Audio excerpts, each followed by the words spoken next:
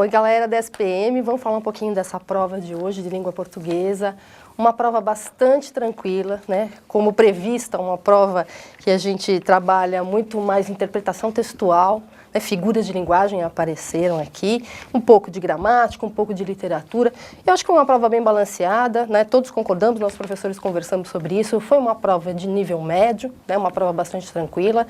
Textos, um texto um pouquinho mais longo, outros textinhos mais curtos. Nesse semestre a SPM não abusou muito do candidato nesse ponto, né? De textos longuíssimos, não.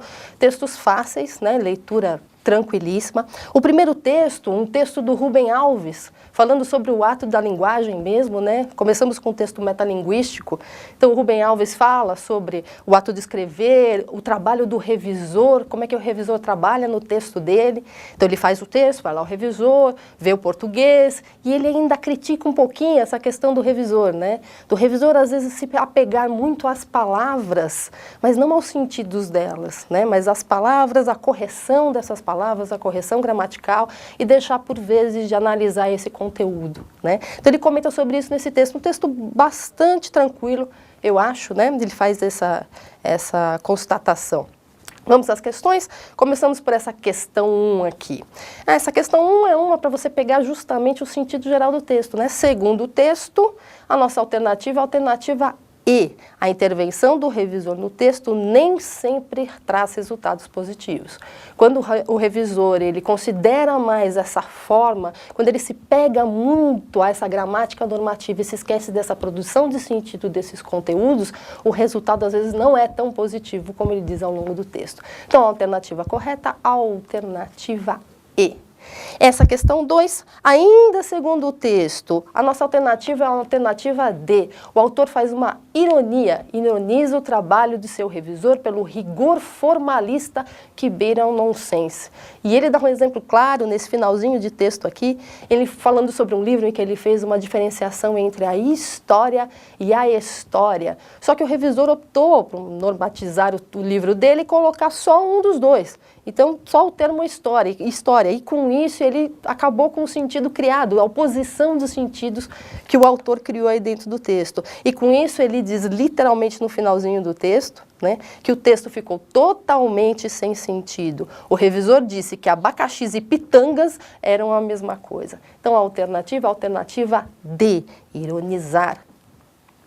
A questão 3, estabelecendo-se um paralelo com a literatura, preocupar-se com a tigela e não com a sopa na parábola do autor é o mesmo que não se preocupar com... Aqui ele conta aquela historinha, né, que ele mandou para um revisor de texto dele, né, dizendo que ele convidou várias pessoas para o jantar e uma pessoa que não foi convidada para o jantar apareceu ali de repente e todos apreciaram a sopa, mas essa pessoa em especial reclamou que a tigela estava quebrada, estava trincada, né? Então, nessa parábola, o que ele acaba fazendo é discutindo que o valor semântico muitas vezes não é levado tão em consideração pelo revisor. Então, a tigela aí, né, que é o que contém a sopa, ou a forma aí, acaba sendo mais importante que a sopa em si, que o sabor da sopa em si, que é o conteúdo, que é esse valor semântico que ele tanto coloca dentro do texto. Portanto, a alternativa C. Bom, para a questão 4, nós ainda estamos no mesmo texto, né? Na frase, mais vale escrever a coisa certa com as palavras erradas que escrever a coisa errada com as palavras certas, está presente um procedimento chamado quiasmo. Essa figura retórica se baseia, essa aqui é o nosso quiasmo, né? Que a gente tanto falou aí nesse semestre, caiu essa figura sintática, né? Em que temos uma inversão em cruz. A ideia do qui, né? Do grego, o termo grego, quiasmo, esse qui é x. Então, o que nós temos é justamente essa estrutura em cruz, que é o cruzamento de frases ou termos invertidos sintaticamente, como no espelhamento, como nesse X. Portanto, a nossa figura, a minha figura predileta, como eu falo em aula, o quiasmo, apareceu aqui pra gente, a alternativa A na questão 4. Ainda sobre este texto, ao definir história é o tempo onde coisas não acontecidas acontecem sempre, o autor destaca que o termo estaria ligado.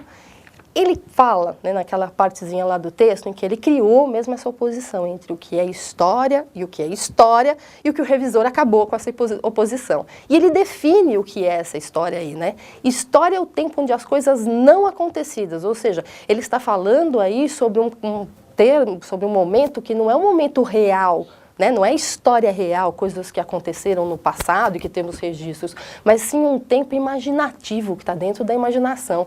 Coisas que acontecem sempre, porque as histórias sempre são criadas e contadas de gerações a gerações, de acordo com a imaginação das pessoas. Então estamos diante da alternativa B, ao caráter imaginativo da narrativa e sua inerente perenidade, a ideia de perenidade, de continuidade, de atemporalidade. Alternativa B, portanto. Bom, essa foi a última questão que nós temos aí desse textinho, desse texto aqui. E agora vamos passar para um texto curtinho, né, do Jânio de Freitas. Leia.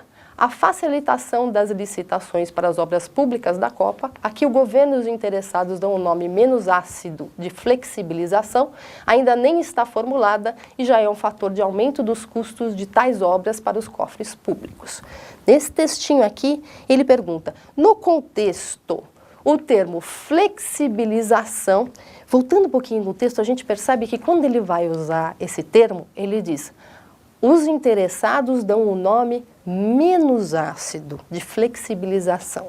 Quando a gente faz uma construção semântica, a gente usa uma expressão em que a gente suaviza, né, que a gente tenta tirar um pouco a carga negativa da palavra, a gente está diante de um eufemismo, né? Então a gente encontra na alternativa B isso. É uma expressão eufemística para suavizar a ideia de relaxamento nas licitações públicas. Eufemismo é uma figura de linguagem que a gente também trabalhou bastante em aula. Mais uma questão. Leia o texto abaixo para as questões 7 e 8. Então, mais um textinho para agora 2 questões. Entre os brasileiros de hoje, o racismo mais se assemelha a um delito de opinião do que propriamente a tipificação de situações de opressão baseada na cor. Esta forma tênue de esconder contradições mostra o seu viés elitista. O antidiscurso sobre o negro começa pela etiqueta, na qual figuram como pessoas de cor. Entre o povão não é assim. No ano passado, sem muito alarde, o IBGE anunciou que a população negra e parda, SIC, já era superior a 50% da população total do país. Considerando que o dado é autodeclaratório, isso quer dizer que a maioria da população é ou quer ser negra. Não é pouca coisa, pois enterra a tese de intelectuais sobre o branqueamento progressivo da nação via miscigenação. A questão 7 é a questão que pega o tema central mesmo. Segundo o autor do texto, qual é o posicionamento desse autor do texto? De acordo com o autor do texto, o racismo ocorre mais no plano da ideologia e menos no plano prático das ações. E a gente percebe muito essa afirmação no comecinho do texto, nesse primeiro período aqui. Entre os brasileiros de hoje, o racismo mais se assemelha a um delito de opinião do que propriamente a tipificação de situações de opressão baseada na cor. Alternativa A, portanto.